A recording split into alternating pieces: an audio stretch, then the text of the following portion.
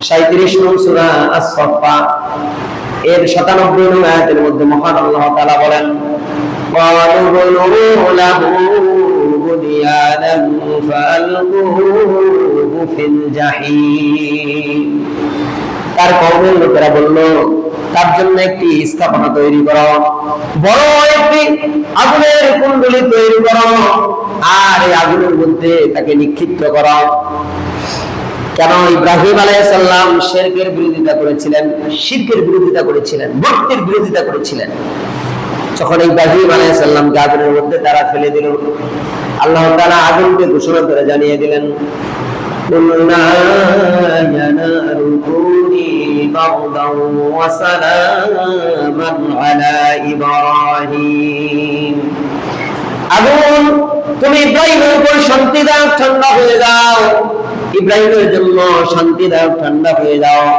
আল্লাহ রাব্বুল আলামিন যখন আগুনকে ঘোষণা করলেন, ওই আগুন শান্তি দাও, ঠান্ডা হয়ে গেল। অর্থাৎ আগুনের মধ্যে এয়ার কন্ডিশন তৈরি হয়ে গেল। আগুনের মধ্যে এমন ভাবে এয়ার কন্ডিশন তৈরি হলো, নাতিশীতোষ্ণ হয়ে গেল। সেখানে ইব্রাহিম আলাইহিস সালাম আরাম আয়েশে থাকলেন।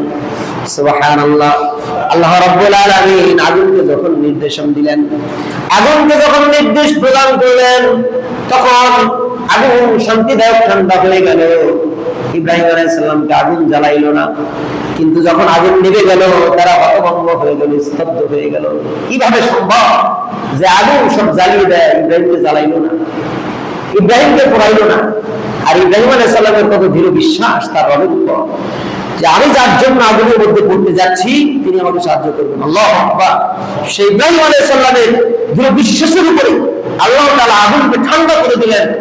আর সে আগুনের মধ্যে সে কত সুন্দরভাবে সেখানে অবস্থান করেছে। আগুন নেমে গেল, তার কোনো ক্ষতি হলো না। সুবহানাল্লাহ। সেই রব এখনো তো আছেন, যিনি ইব্রাহিম আলাইহিস সালামকে সাহায্য করেছেন, তিনি আমাদেরকেও সাহায্য করবেন। যিনি ইব্রাহিম আলাইহিস সালামকে আগুনের মধ্যে লালন পালন করতে পেরেছেন, তিনি আমাদেরকেও করবেন। তবে আমাদের বিশ্বাসটা ইব্রাহিম আলাইহিস সালামের মতো হতে হবে, আমাদের আদর্শটা ইব্রাহিম আলাইহিস সালামের মতো হতে হবে। আমরা যত পূজা আছে, পূজাগুলো ছেড়ে দিতে হবে। আমরা পূজা করি, ঈমান রেখে পূজা করি, ঈমান রেখে আমরা অন্যের ইবাদত করি। এজন্য সূরা ইউসুফের 106 নং আয়াতের মধ্যে আল্লাহ তাআলা বলেছেন, ওয়ামা ইউমিনু আকসারুহুম বিল্লাহি ইল্লা ওয়া হুম মুশরিকুন। অধিকাংশ লোকগুলো ঈমান আনয়ন করা সত্ত্বেও মুশরিক, অধিকাংশ লোকগুলো ঈমান আনয়ন করা সত্ত্বেও মুশরিক। অর্থাৎ তারা ঈমান এনেছে কিন্তু তারা শিরক করে, ঈমান রেখেও শিরক করে। আপনি দেখবেন হতাশা হয়ে গেল, সন্তান জন্ম হয় না, তাড়াতাড়ি ওই বাবার কাছে চলে গেল, কিন্তু 5 ওয়াক্ত সালাতও করে, তাহাজ্জুদও করে, আল্লাহর ইবাদতও করে, সবই ঠিক আছে।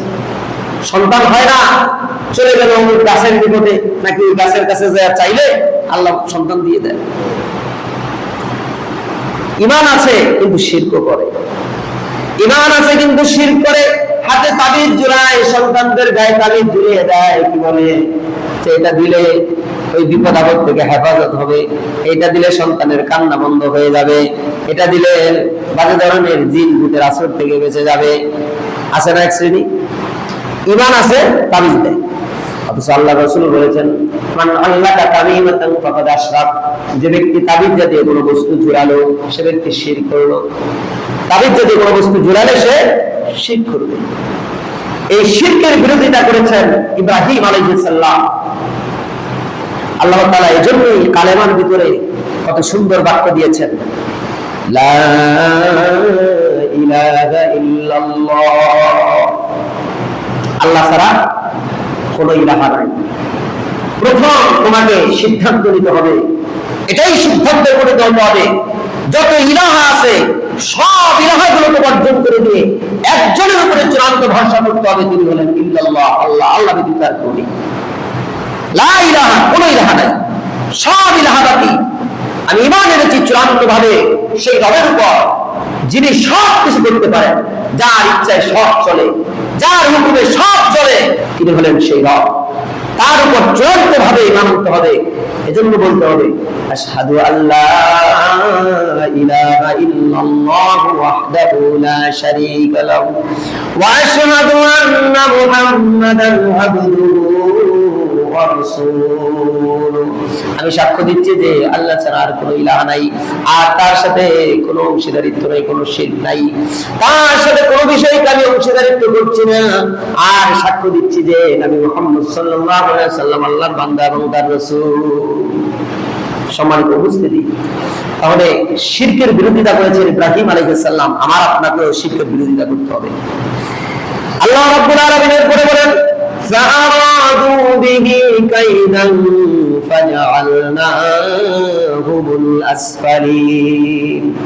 তারা তার ব্যাপারে ষড়যন্ত্র আঁটলো, অতঃপর তারা তার বিরুদ্ধে ষড়যন্ত্র করলো, মহা ষড়যন্ত্র শুরু করে দিল। কার বিরুদ্ধে? ইব্রাহিম আলাইহিস সালামের বিরুদ্ধে।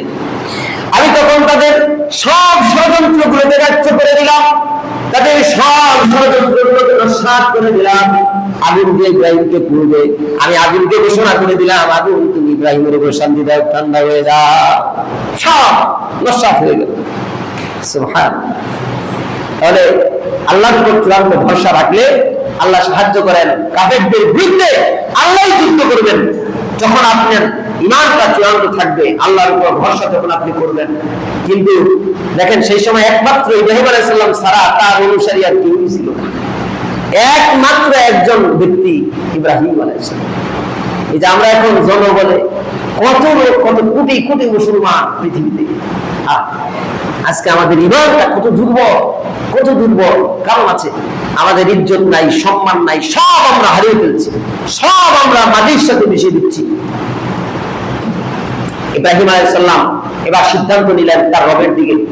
ফাকালা ইন্নী যাহিবুন ইলা রাব্বি সায়াহদিন।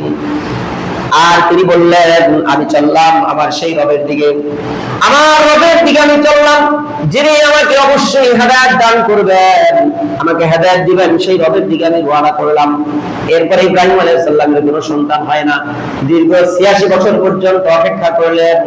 আল্লাহর কাছে বলেই গেলেন, রব্বি হাবলি মিনাস সালিহিন। কোন গাজা বাবার কাছে যান নাই, কোন লাইনটা বাবার কাছে যান নাই, কোন গাছের নিকট যান নাই, কোন সূর্যের পূজা করেন নাই, কোন মাটির পূজা করেন নাই, কোন পুতুলের পূজা করেন নাই, কারো কাছে গিয়ে মাথাকে নত করেন নাই, একমাত্র রবের কাছে বলে গেলেন, রব্বি হাবলি মিনাস সালিহিন। হে আমার রব, আপনি আমাকে একজন নেককার সন্তান দান করুন। কত বছর বয়সে? ৮৬ বছর বয়সে ইব্রাহিম আলাইহিস সালামের সন্তান ইসমাঈল আলাইহিস সালাম জন্মগ্রহণ করেছেন। তাহলে ১-২ বছর নয়, তিনি বেঁচে ছিলেন পৃথিবীতে ২০০ বছর।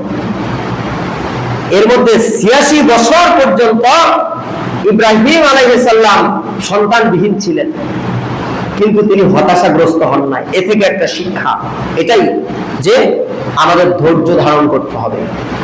ইন্নাল্লাহা মা'আস সাবিরিন, নিশ্চয়ই আল্লাহ ধৈর্যশীলদের সাথে আছেন।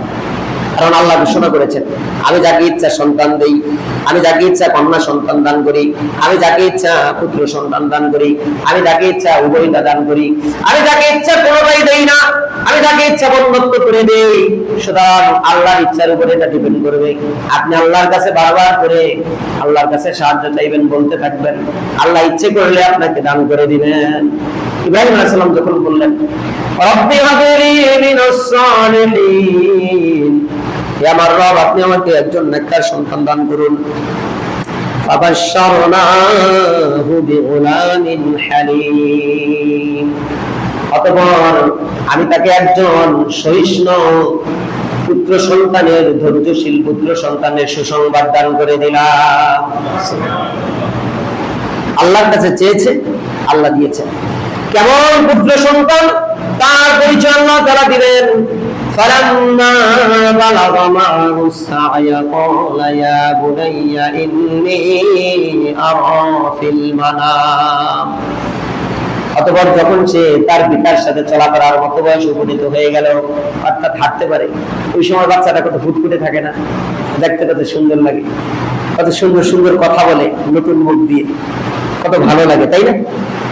ওই সময় তার উপরে এসেছে এক বিশাল পরীক্ষা। এক মহা পরীক্ষা এসেছে রবের পক্ষ থেকে। কি আল্লাহ বললেন, ফালাম্মা বালাগা মা'আহু সা'য়া ক্বালা ইয়া বুনাইয়া ইন্নী আরা ফিল মানাম। অতঃপর যখন সে তার পিতার সাথে চলাফেরা করার মতো বয়সে পরিণত হয়ে গেল, চলাচল করার মতো বয়সে পরিণত হলো, ওই সময় ইব্রাহিম আলাইহিস সালাম বললেন, হে আমার সন্তান, আমি দেখেছি স্বপ্নের মাধ্যমে, আমি দেখেছি তোমাকে আমি জবাহ করছি, অর্থাৎ আমি তোমাকে কুরবান করতেছি, এটা আমি দেখেছি। যখন সন্তানের কাছে ইব্রাহিম আলাইহিস সালাম বললেন, ইন্নী আরা ফিল মানাম আন্নী আযবাহুকা, আমি তোমাকে জবাহ করছি, ফানজুর মাযা তারা, সুতরাং তোমার অভিমত কি, তোমার নিজের কি অভিমত রয়েছে, তোমার কি চিন্তা চেতনা রয়েছে এর ব্যাপারে তুমি বলো। আমি তোমাকে জবাহ করতেছি, এটা আল্লাহ আমাকে স্বপ্নের মাধ্যমে দেখিয়েছেন, এটার ব্যাপারে তোমার সিদ্ধান্ত কি।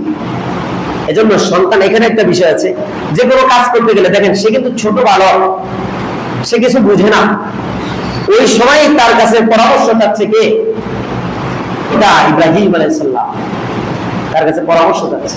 তাহলে সন্তানের সাথে যে কোনো কাজ করতে গেলে কি করতে হবে, পরামর্শ করতে হবে। এখান থেকে একটা শিক্ষা আয়াত থেকে, এবং তাকে আপনার সাথে চলাফেরা করার মতো এরকম সময় দিতে হবে।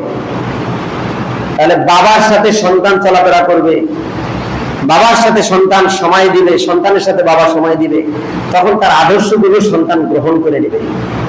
এটা একটা শিক্ষা। হে আমার পিতা, সে বলল, হে আমার পিতা, আপনার কাছে যা নির্দেশনা এসেছে আপনি তাই করুন, তাই বাস্তবায়ন করে দিন। সুবহানাল্লাহ, কত চমৎকার কথা। যা নির্দেশ এসেছে আপনি সেটাই করুন। আমাকে আপনি জবাহ করতে দেখেছেন, জবাহ করে দেন, কারণ আল্লাহ নির্দেশ দিয়েছে। সুবহানাল্লাহ। সাতাজিদুনি ইনশাআল্লাহু মিনাস সাবিরিন। আল্লাহ চাইতো আপনি আমাকে ধৈর্যশীলদের অন্তর্ভুক্ত পাবেন।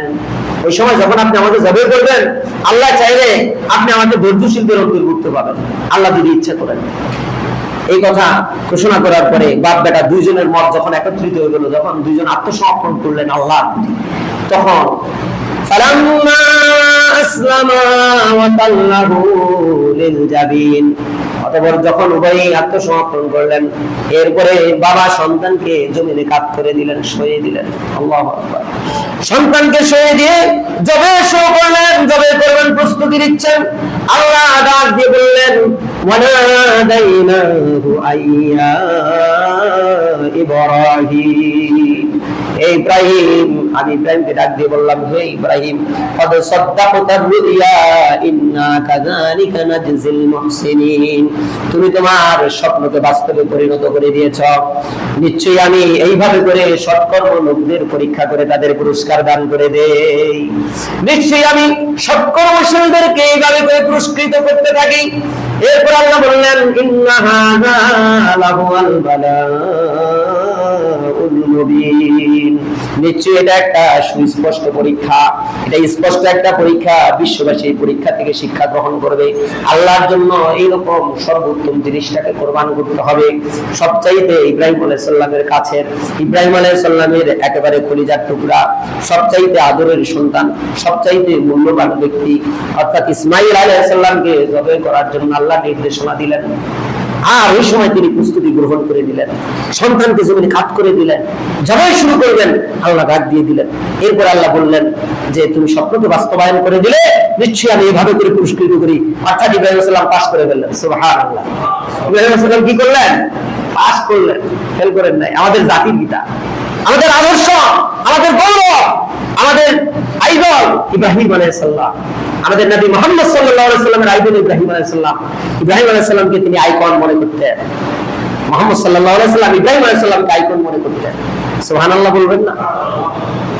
আমরা সেই নবীর উম্মত, তাহলে আমাদেরও আইকন, আমাদেরও আদর্শ, আমাদেরও মডেল হচ্ছে ইব্রাহিম আলাইহিস সালাম। সম্মানিত উপস্থিতি, ইব্রাহিম আলাইহিস সালামের মতো শিরকের জন্য আমার আপনার সবাইকে দৃঢ়ভাবে প্রস্তুত থাকতে হবে। শিরক যত আছে সবকিছু থেকে আমরা বিরত থাকার চেষ্টা করব, শিরকের বিরোধিতা করব, এবং আমাদের সবচেয়ে প্রিয় জিনিসটাকে আল্লাহর জন্য কোরবান করার চেষ্টা করব।